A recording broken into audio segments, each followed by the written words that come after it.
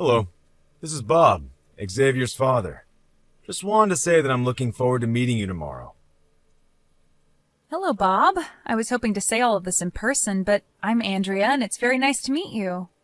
I have to say that I wasn't expecting to hear from you, so thank you for reaching out to me.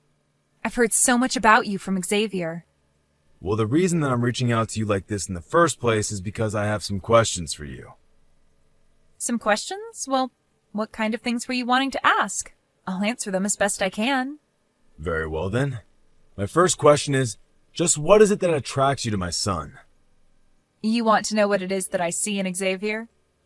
Well, I'm sure that it has nothing to do with the rich family he comes from, right? And I'm certain that it also is completely separate from the fact that he's in line to take over the family business too. Correct? Basically, I want to know that you're not just dating my son because of who he comes from and what he's in line to be. Oh, I understand. No, sir. Nothing like that is going on at all. In fact, until recently, I didn't even know that Xavier was in line to take over the company at all. But even after finding out about it, it didn't change the way I feel about him at all, so please don't worry about that. I just hope that you can understand why I might be concerned about this. Coming from as much wealth as we do, there are lots of potential suitors out there that would marry into this family just for access to that power. I completely understand why that might be something to worry about in your case. But if you're concerned about me marrying your son for the money, then I only hope my words are enough to make you think otherwise. That remains to be seen, young lady. I understand.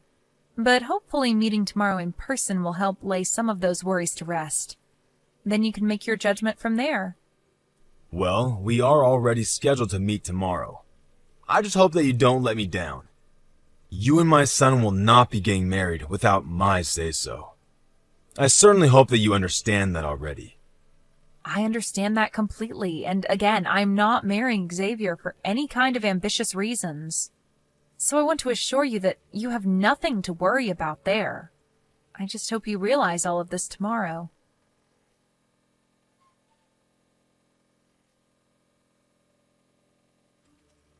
So, tomorrow you're finally going to meet your fiancé's family, right? How are you feeling? Are you nervous or excited? Both? Hey, Mac. Thanks for always checking in on me. It really does mean a lot. Ha ha ha. I take that response to mean that someone must be a little nervous, right? I actually just finished talking with Xavier's dad for a bit. I had no idea that his family would take this thing so seriously. Well, it is their son getting married. Or do you mean take it seriously in another way? Well, I know that Xavier's family run a business and all, but I feel like I'm getting ready for a job interview rather than just meeting my future in-laws. It isn't like I don't get where they're coming from, but I just wish his dad was a little less intense about all of this. Right. Yeah, I was wondering about that. I looked into them a bit, and they're quite new to having money, so I'm sure they're extra guarded about who they let in. Oh, don't you go justifying all of this for them now, too. That's just making me feel more pressure about all of this. I'm sorry, but it seems like there is a bit of pressure on you already. I mean, do you think they're going to ask about your family? I just hope that once they understand who your dad is, that this solves everything. I certainly hope so, but more than that, I want them to like me for who I am. I don't want to be relying on my dad for everything, especially not who I can marry. I know what you mean, but to people like Xavier's dad, I bet these kinds of things are as much business as they are personal. Well, you're probably right about that, to be honest. Well, let me know if anything happens. Just don't forget that you do have people in your corner who want to be there for you. Thanks a lot, Mac. That is really nice to hear. For now, just keep your fingers crossed that everything goes well for me tomorrow.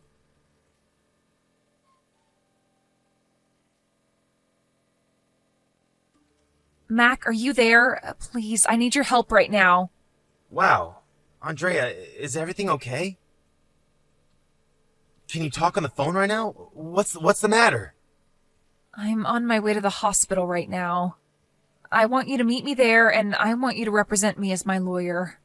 Wait, what? Are you serious? Okay, I'll head your way. I'll send you the address for the hospital and my room number soon.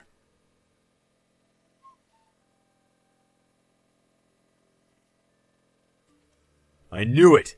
I knew that you were poor this whole time. And yet you had the nerve to try and get near my son?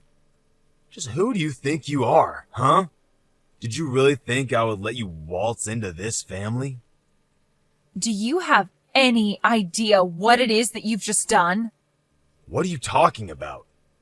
I mean, you do realize that you assaulted me, right? You invited me over to meet you as your son's fiancé, and then you hit me right in the face? And just what else was I supposed to do when I found out that you were raised by a single father? Did you think that I was just going to not hit you in the face for that? Did you think I was just going to hand over Xavier to you? No, I knew that I would have to break up your marriage right then. I still can't believe it. I've never seen anyone just act out the way that you did. If you just wanted Xavier and I to not get married, you should have said something. You didn't need to hit me. And just why do you think you deserve a say in any of this? You're nobody who tried to get out of poverty the easy way by marrying into money. I know that you were only ever with my son because of who his family is. Did you really think that I would be so stupid as to not realize that? If you don't like me, that's fine. And if you don't want me to marry your son, that's fine too. And just what was your dad thinking? He's a bit crazy too, isn't he? What are you talking about? I mean, shouldn't he have tried to talk you out of this? You would think that at least your dad would be smart enough to know his place. And just why would my father try and talk me out of marrying your son? If your dad couldn't go to the bare minimum of trying to talk sense into his daughter, then I think I'm starting to get a really clear picture of just how stupid the both of you are. So punching me in the face wasn't enough? You're still going to run your mouth and talk bad about my father? I'm sorry, but that just makes me angry. Do you think I care at all about how some poor little nobody feels about what I do? I'm rich. I run my own business. Pissing little peons like you off is all just part of my job. Oh, yes. I'm sure that you and I live in completely different worlds, the likes of which I could never understand. And I guess living in that world led you to act in ways that only make sense to you. But I'm afraid that you are going to regret this, Bob. And just what is some girl raised by a poor single father going to be able to do to me? I already hit you in the face, so why can't you just get out of here? Maybe you don't know this, but my father is an important real estate mogul. Yeah, right. In your dreams. You don't have to believe me if you don't want, but I've already told my dad all about what happened between us. Your company doesn't have much longer now. Oh, really? You're still going to try and pretend like I believe this little lie of yours? You and your father are both nobodies who can do nothing to affect me in the slightest. And just what do you have against people who were raised by single parents anyway, huh? My mother died when I was very little, and I know that my dad poured his heart and soul into raising me right. In fact, I think that my father is a much better man than you could ever hope to be. And just what is that supposed to mean, huh? You might think that I'm poor just because I only had one parent. But that parent started his own business, watched it grow, and is now one of the most powerful real estate people in the state. Surely you've heard of Carl Reeves, right? Well, he's my father, and if I'm not mistaken, one of your most important clients. Enough already. This joke wasn't funny the first time, but now I'm getting sick of it. You and Carl Reeves are not related, and it's astounding to me that you think I would ever fall for that. In fact, I want to know just how you even knew we're business partners in the first place. You must have done your homework, huh? And just what would I have to gain from lying to you about this? I've already agreed to break up with your son when I thought we would be getting married. So then, you're telling the truth about all this? That's right. And my father is furious with you. That's why he's selling all the stock of your company that he owns. You're about to be facing bankruptcy, and it is all your fault. This is what you get for putting people down when you know nothing about them. You don't know anything at all about how my dad raised me. Wait, hold on just a minute. You're really being serious with all this? You're really Carl's daughter? And just why is that so hard to believe, huh? You seriously need to get over yourself and learn not to judge based on appearance. I was so close to marrying your son, and it would have brought your and my father's company closer together, but now none of that is happening. It was too easy for my father to cancel his contracts with a tiny company like yours. He has 1,000 other companies who would all love to take your place. I told you not to worry about me being after your family's money, and now you know why. My family always had way more money than yours ever did. Wait, no, this can't be happening. Well, if what you're telling me is true, then I'm so sorry for the way I acted. But it's clear now that this was all just one big misunderstanding. I hope you can forgive me. Oh, just shut up. It is way too late for any of that now. You brought all of this on yourself, and there is no way out of it. I told you that I would make you pay for this. Wait, no, please, come on. It was just an honest mistake, really. I had no idea that there were single parents who were rich too. I should have looked more into you. I'm sorry. Well, I'm glad you didn't. Thanks to that, I know exactly the kind of person that you are, and I feel glad that I got out when I did. In fact, if you knew who I really was, you probably would have been eager to have your son marry me so that you could have my family's money. But, please, you have to forgive me. I'll even let you marry Xavier. Do you really think that's what I want now? What do you mean? I mean that I don't want to marry your son any more than I want to keep talking to you. Besides, the engagement has already been called off. And if you think that anyone, including me, is going to want me to stay with the man whose father punched me in the face, you've got another thing coming. Maybe next time you should do a little homework before you act out like that.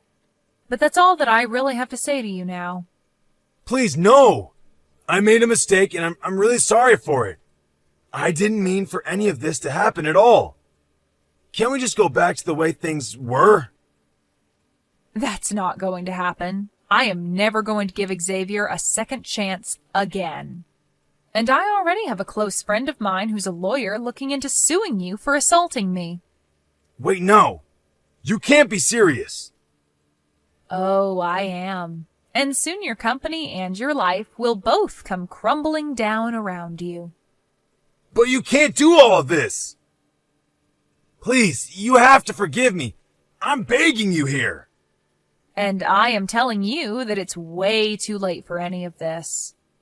You hit me in the face and sent me to the hospital. I'm here getting looked at right now, in fact. But I didn't even hit you that hard. Surely you're just over-exaggerating. We'll see who's over-exaggerating in court now, won't we? But I'm sure any jury is just so eager to pardon a man who punched a lady in the face. You're through, you pathetic pig. Even Xavier tried coming to me to apologize and said that he never wanted to talk to you again. Wait, why would he say something like that? Doesn't he know I was just trying to protect the family? To him, you were doing nothing but finding excuses for your own violent behavior. But then I'll have nothing. No business, no money, no family. What am I supposed to do? You did this to yourself, Bob. You hit me in the face to try and prove a point, but you were never going to get away with this. Even if I wasn't rich, thanks to my dad, you're still not above the law, and you can't just assault people for being poor. But that doesn't mean you have to sue me. I learned my lesson, and it'll never, ever, ever happen again. Isn't that enough for you? I'm afraid it won't be enough until I see everything that made you into the person who thought you could treat other people like that, stripped away from you. You need to remember what it's like to be one of the common people, and I will see that that happens. See you in court, Bob.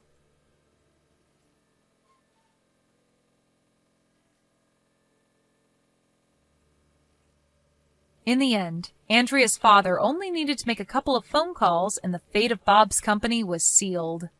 It had declared bankruptcy within the week with no chance of recovery.